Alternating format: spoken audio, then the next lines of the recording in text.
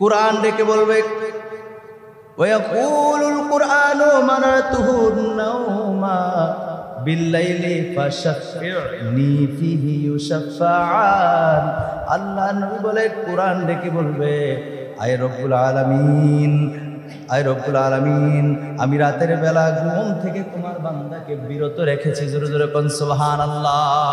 কুরআন বলবে বান্দাকে আমি রাতের বেলা ঘুম থেকে দূরে রেখেছি, তারা রাত্র জেগে জেগে নামাজ পড়েছে, কোরআন তেলাওয়াত করেছে। জোরে কোন সুবহানাল্লাহ। বলবেন আল্লাহ আপনি আমার ব্যাপারেও সুপারিশ কবুল করেন। জোরে কোন সুবহানাল্লাহ। আমার ভাইরা, আমার বন্ধুরা, ফায়ুশাফানি, অতঃপর কোরআনের এবং রমজানুল মুবারকের এই সুপারিশ আমার আল্লাহ পাক রব্বুল আলামিন কবুল করবেন। জোরে জোরে কোন সুবহানাল্লাহ। দয়া করে মায়া করে আল্লাহর ঘর মসজিদে উপস্থিত হবার তৌফিক দিয়েছেন, সেজন্য মহামালিকের দরবারে জবানের হকটুকুন আদায় করে উচ্চ কণ্ঠে একবার পড়ি আলহামদুলিল্লাহ। সরকার কায়নাত আকা নামদার তাজদার মদিনা হুজুর পুর নূর সাল্লাল্লাহু আলাইহি ওয়া আলিহি ওয়াসাল্লামের উপর দুরূদ সালাম পাঠ করে আমরা সকলে পড়ি সাল্লাল্লাহু আলাইহি ওয়া আলিহি ওয়াসাল্লাম। প্যারা হাজিরিন, আজকের আলোচনার বিষয়বস্তু রমজানুল মুবারকের আদব। রমজানুল মুবারকের আদব, এই ব্যাপারে আলোচনা হবে। তার আগে আমরা জেনে নেব একটা হাদিস শরীফ, অত্যন্ত গুরুত্বপূর্ণ একটি হাদিস। এই হাদিস শরীফটা মিশকাত শরীফের 173 পৃষ্ঠার মধ্যে রয়েছে। আব্দুল্লাহ ইবনে আমর রাদিয়াল্লাহু তাআলা থেকে বর্ণিত। তিনি বলছেন আল্লাহর নবী দু জাহানের বাদশা নবী রাহমাতাল লিল আলামিন ইরশাদ করেন, রোজা এবং কোরআন বান্দার জন্য কাল হাশরের ময়দানে সুপারিশ করবে। সুবহানাল্লাহ। قال الصيام والقرآن يشفعان للعبد। কোরআন এবং রমজানুল মুবারকের রোজা বান্দার জন্য সুপারিশ করবে। জোরে কোন সুবহানাল্লাহ। ইয়াকুলু সিয়ামু আয় রব্বি ইন্নী মানাতুহু তাআম। সিয়াম মানে রমজান ডেকে বলবে আল্লাহ, ও আল্লাহ আমি তাকে দিনের বেলায় খাদ্য এবং কাম প্রবৃত্তি থেকে বিরত রেখেছি। জোরে জোরে কোন সুবহানাল্লাহ। রমজানের রোজা ডেকে বলবে আয় বার এলাহি, আয় রব্বে কারীম, দিনের বেলা বান্দাকে খাবার থেকে আমি রোজা দূরে রাখছি। সুবহানাল্লাহ। স্ত্রী সহবাস থেকে দূরে রেখেছি, পঞ্চ ইন্দ্রিয় তৃপ্তি থেকে আমি রমজান তোমার বান্দাকে দূরে রেখেছি। এরপরে এইভাবে আল্লাহর কাছে সুপারিশ করবে। সুবহানাল্লাহ কইতেন না? সুতরাং আমার ব্যাপারে আল্লাহ আপনি আমার সুপারিশ মঞ্জুর করেন, কবুল করেন। জোরে জোরে কোন সুবহানাল্লাহ।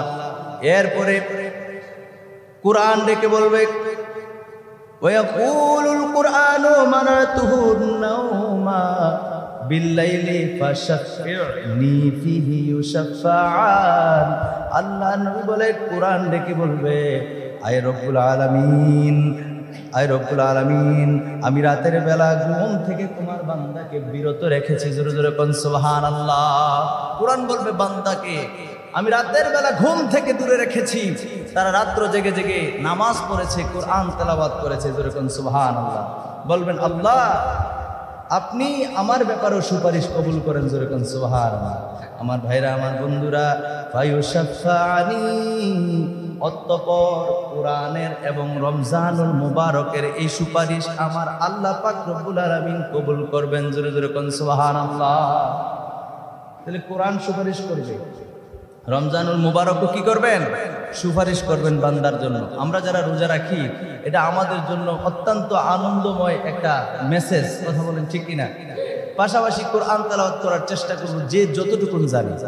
রমজানুল মুবারকে যে যতটুকুন জানি আমরা কি করব? কোরআন তেলাওয়াত করব। অনেক হুজুর সহ অনেক মানুষ দেখবেন কয় রমজান মাস আইলে কোরআন শরীফ পড়ে, আর পড়ে না। আর পড়ার জন্য রমজান মাস ছাড়া অন্য মাসে কোরআন পড়ার জন্য উৎসাহ দিবেন।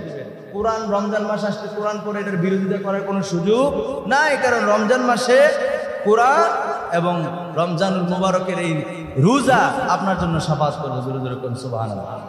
এই কোরআন যে কোরআন পাঠের কথা বলছে এটা রমজান মাসের পাঠের কথা বলছে, 12 মাসের কথা বলে নাই। 12 মাসের কথা বললে বিল্লাইল, রমজানুল মুবারকের রাতে কোরআন বলতো না যে রমজানুল মুবারকের রাতে বান্দা দাঁড়িয়ে দাঁড়িয়ে নামাজ পড়ছে, কোরআন তেলাওয়াত করছে, এটা বলতো না। সুবহানাল্লাহ পড়ে। ভাইরা আমার, বন্ধুরা আমার, হাদিস শরীফের মধ্যে পাইলাম আল্লাহর নবী দুজানের বাদশা নবী রাহমাতাল লিল আলামিন নবীজি বুখারী শরীফের প্রথম খণ্ডে 255 পৃষ্ঠার মধ্যে একটা অত্যন্ত গুরুত্বপূর্ণ হাদিস রয়েছে। আনা আবি হুরায়রা রাদিয়াল্লাহু তাআলা আনহু قال قال رسول الله صلى الله عليه واله وسلم من صام رمضان ايمانا واحتسابا غفر له ما تقدم من ذنبه ومن قام رمضان ايمانا واحتسابا غفر له ما تقدم من ذنبه ومن قام ليلة القدر ايمانا واحتسابا غفر له ما تقدم من ذنبه রাওয়াহুল বুখারী ওয়া মুসলিম। সিল্লায়ে বলেন সুবহানাল্লাহ। আল্লাহর নবী কয় উম্মত, ও আমার উম্মত শোনো শোনো শোনো রে উম্মত, যেই উম্মত ঈমানের সাথে সওয়াবের নিয়তে, ঈমানের সাথে সওয়াবের নিয়তে, সওয়াবের আশায় আল্লাহ পাক রব্বুল আলামিনের সন্তুষ্টির জন্য রোজাগুলি পালন করবে, আমার আল্লাহ পাক রব্বুল আলামিন তার অতীতের সব গুনাহ মাফ করে দিবে। উম্মতে মুহাম্মদের জন্য আর কি চাই বলে?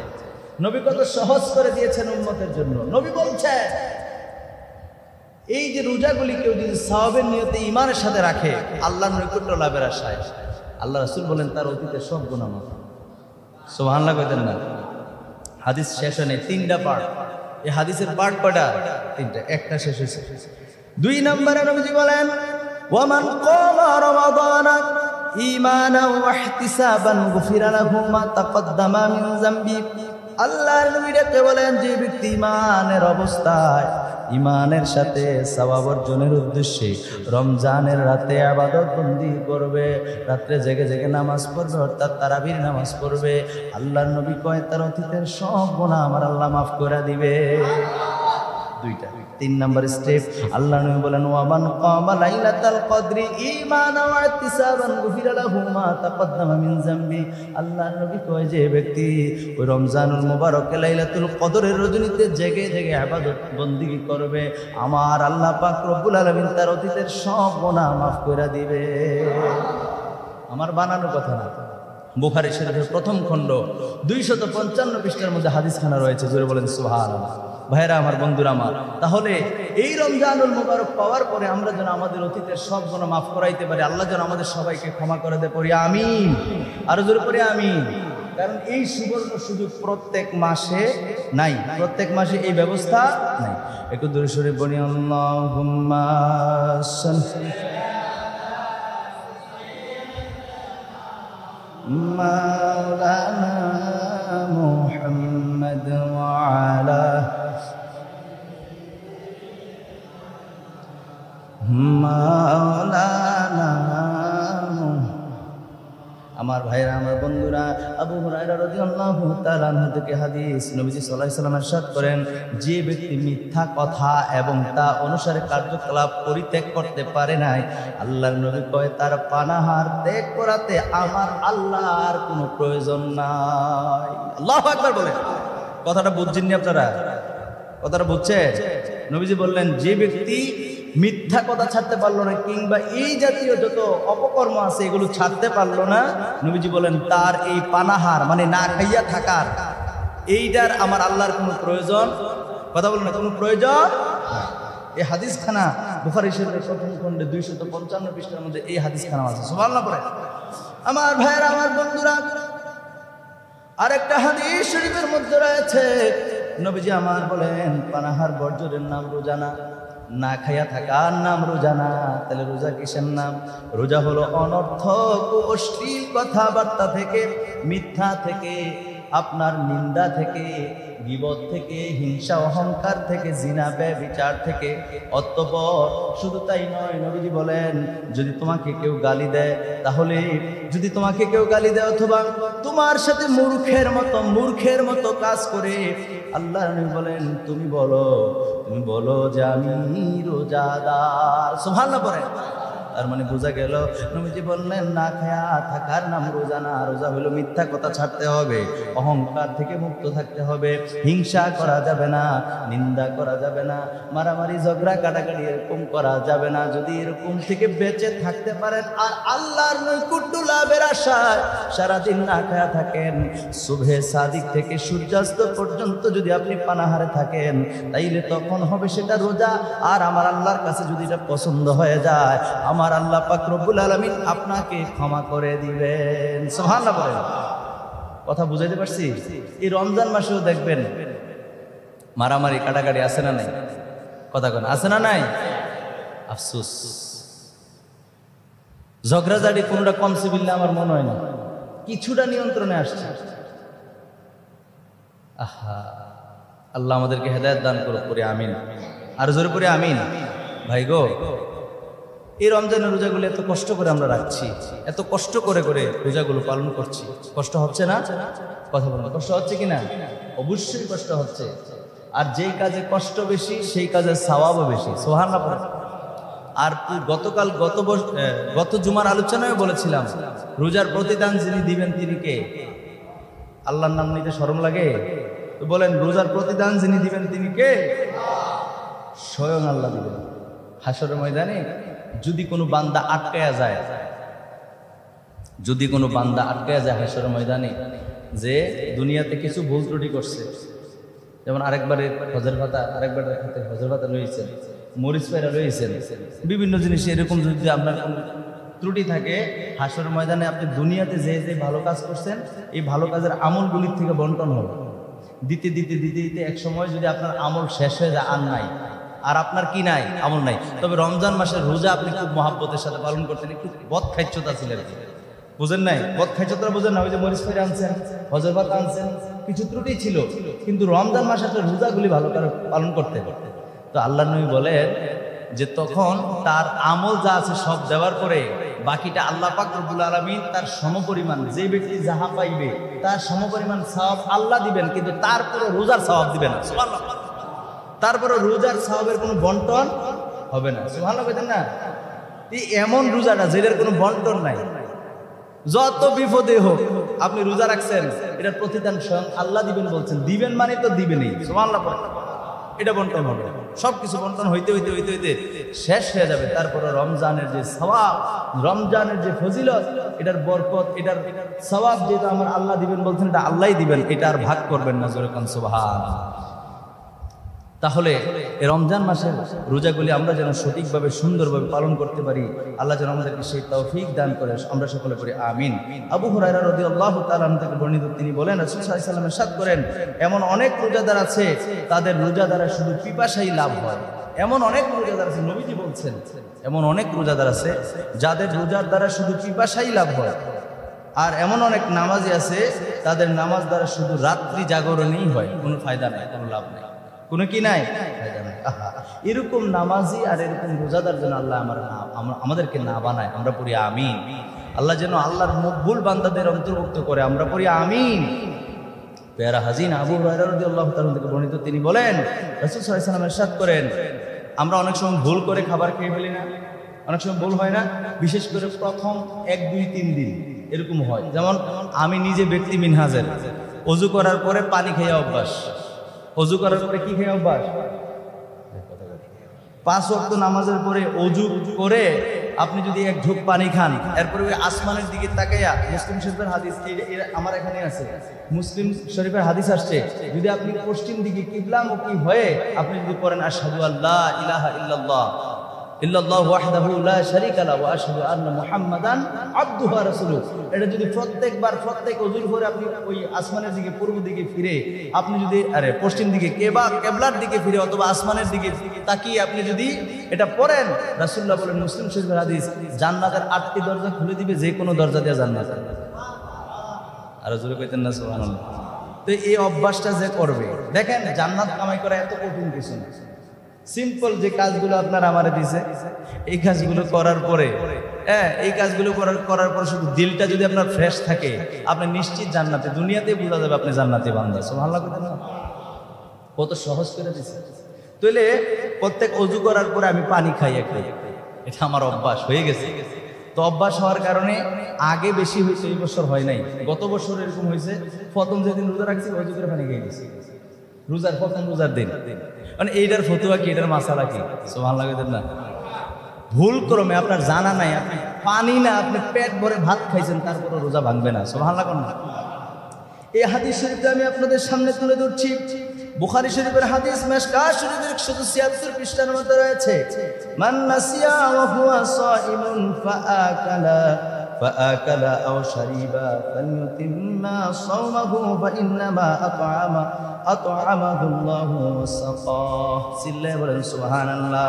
আল্লাহর নবী কয় উম্মত শোনো শোনো শোনো, যে ব্যক্তি রোজা অবস্থায় ভুল করে আহার করে অথবা পান করে সে যেন তার রোজাকে পূর্ণ করে, কারণ সে খায় নাই, তারে আমার আল্লাহ খাওয়াইছে।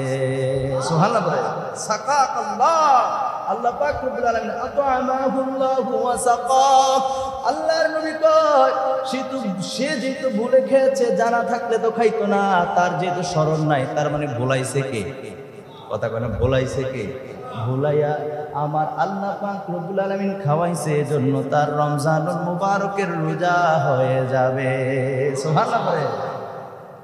তার মানে আমি প্রায় সময় বলি আর কি, আল্লাহ যদি বান্দারে চায় রোজা রাহাইয়াও খাওয়াইতে পারে। সুবহানাল্লাহ।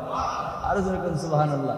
আমার পীর মুর্শিদ মুফতি সৈয়দ শামসুদ্দোহা বারী হুজুর কাবলা উনি আমাকে বলেছিলেন প্রত্যেক সপ্তাহে সোমবারে রোজা রাখার জন্য। আলহামদুলিল্লাহ, আমি এটা বলছে এখন থেকে অনেক বছর আগে, আমি এখনো পর্যন্ত ওটার মধ্যে চেষ্টা করছি। কথা বুঝতে পারছি? তা আমার ইমিডিয়েট ছোট ভাই ঢাকা কাদরিয়া তৈয়বাতে পড়ে, তো সে একদিন সকালবেলা ফজর, ওই সোমবারে ফজরের পরে রওনা হবে, সাথে পাশের গ্রামের আমাদের বাড়ির পাশে বেজোরাতে, তো ওখান থেকে আরেকটা ছেলে সহ মাদ্রাসায় যাবে। কথা বুঝতে পারছি? একসাথে যাবে।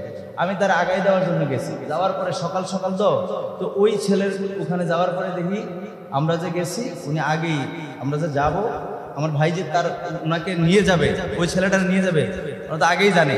এই জন্য আমাদের জন্য কি বলে সেমাই পান রান্না করছে। কি রান্না করছে?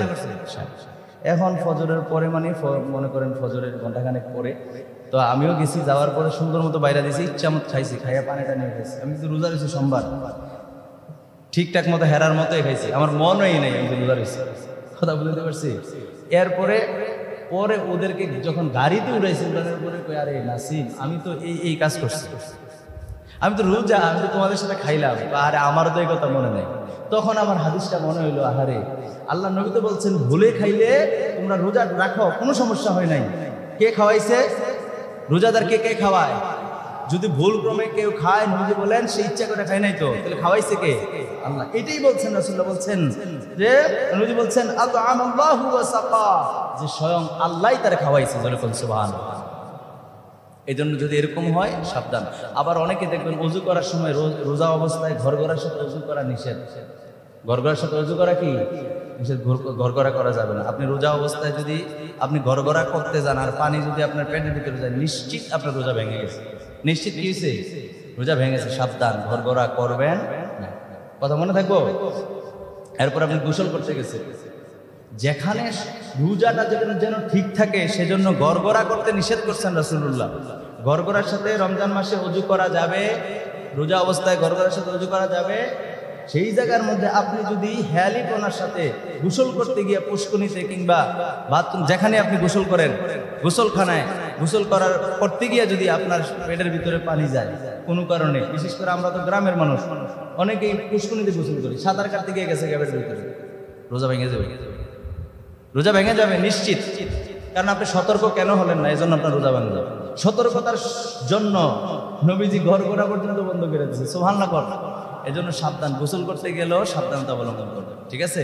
আর যদি আপনার মনে না থাকে, আপনি সাঁতার কাটতেছেন, আপনি যদি রোজা এটা মনে নাই, মনে না থাকা অবস্থায় পেটের ভিতরে যদি পানি যায়, এরপরে গোসল করার পরে মনে হয়েছে, সমস্যা নেই। কিন্তু আপনার যদি জানা থাকে আমি রোজা রয়েছে, কিন্তু আপনার হেয়ালি করার কারণে পেটে পানি চলে গেছে, তাহলে নিশ্চিত রোজা ভেঙে যাবে। আমি কথা বুঝতে পারছি? তো যাই হোক, আল্লাহ পাক রব্বুল আলামিন আমাদের সবাইকে পরিপূর্ণতার সাথে রমজানের রোজাগুলি পালন করার আল্লাহ তৌফিক দান করুন, করে আমিন। আর জোরে পড়ে আমিন। আমার ভাইরা, আমার বন্ধুরা, হাদিস শরীফের মধ্যে অনেক হাদিস শরীফ রয়েছে, এই ব্যাপারে আমি কোন দিকে আলোচনা করব। আবু হুরায়রা রাদিয়াল্লাহু তাআলা আনহু থেকে বর্ণিত, তিনি বলেন রাসূল সাল্লাল্লাহু আলাইহি ওয়াসাল্লাম ইফতার না করে একাধারে রোজা রাখতে নিষেধ করছেন। কে? নবীজি। নবীজি বলছেন আনিল উইসালি ফিস সাওমি ফাকালা লাহু রাজুলুন মিনাল মুসলিমিন। নবী করিম সাল্লাল্লাহু আলাইহি ওয়াসাল্লাম বলছেন, আহা হাদিসটা অনেক লম্বা। নবী করিম সাল্লাল্লাহু আলাইহি ওয়াসাল্লাম বলছেন যে তোমরা ইফতার না করে একাধারে রোজা রেখো না, নিষেধ করছে। এখন একজন মুসলমান দাঁড়াইছে, একজন ব্যক্তি দাঁড়াইছে, দাঁড়ায় বলতেছেন, নবীজিকে বলতেছেন যে হে আল্লাহর রাসূল, আপনি তো একাধারে রোজা রাখেন, আপনি তো একাধারে রোজা রাখেন, আমাদেরকে নিষেধ করছেন। আহারে, তখন নবীজি কি বলছে জানেন?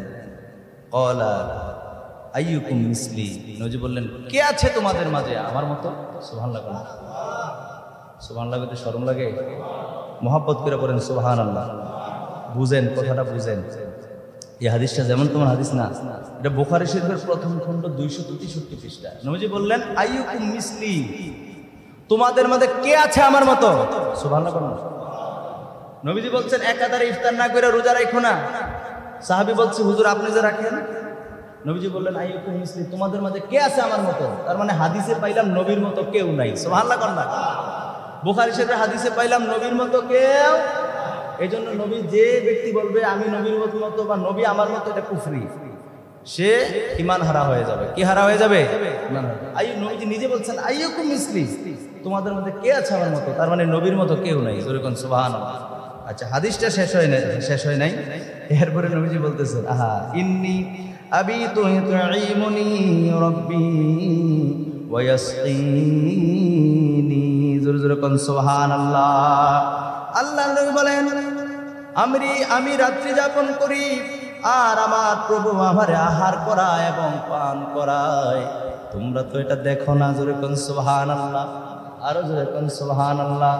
দেখলে তো বিরাট বলতো না ইয়া রাসূলুল্লাহ আপনি কি করেন? আপনি ইফতার না করে আপনিও তো লাগাতারে রোজা রাখেন। তার মানে নবীজি বলেন আমি রাত্রি যাপন করি, আমার আল্লাহ আমারে আহার করায় পান করায়। জোরে কোন সুবহানাল্লাহ। তো নবীজি আহার করেন, কে করায়? কেউ দেখে না, কেউ দেখে না। তো নবীজিরা বললেন যে আমি তো আহার করি কিন্তু তোমরা দেখো না, তা আমার মতো তো তোমরা কেউ না। সুতরাং আমি তো আহার করি, আমার আল্লাহ করায়। সুবহানাল্লাহ। তো তোমরা এরকম ইফতার না করে দেখো যে ইফতার আমি করি না, কিন্তু আমি তো সবে করি, তোমরা দেখো না। সুবহানাল্লাহ। আমার কথা না, বুখারী শরীফের হাদিস। আল্লাহ পাক রব্বুল আলামিন আমাদের সবাইকে কুফরি থেকে বেঁচে থেকে নিজের জীবনকে পরিচালনা করার তৌফিক দান করুন, আমিন।